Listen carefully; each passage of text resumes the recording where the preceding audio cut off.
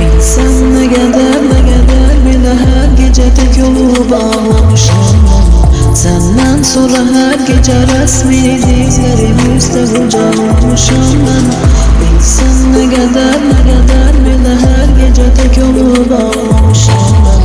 Senden sonra her gece resmini dizlerimizde kucaklamışım ben.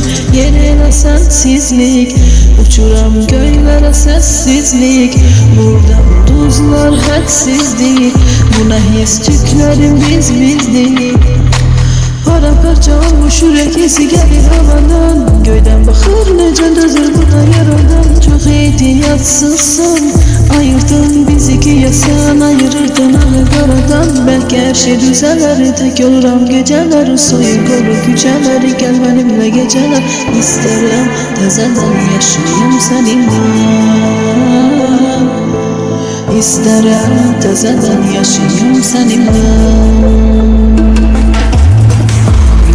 Ne kadar bile her gece tek yolu bağlamışım ben. Senden sonra her gece resmini dizlerimizde kucaklamışım ben.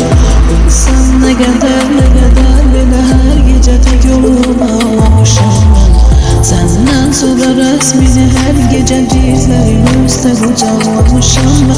Karanlık yol gidiyorum, gözüme göre ışığım yoklara attım ben. Gözüme göre gelmeler yüksek, ruhumu sökürsen. Yağış olup yanağın hemen ile tökülsen.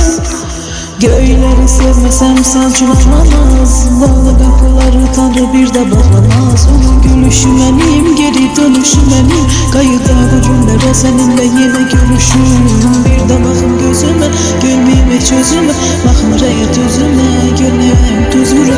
İstesem tezeden yaşayayım seninle. İsterim tezeden yaşayayım seninle.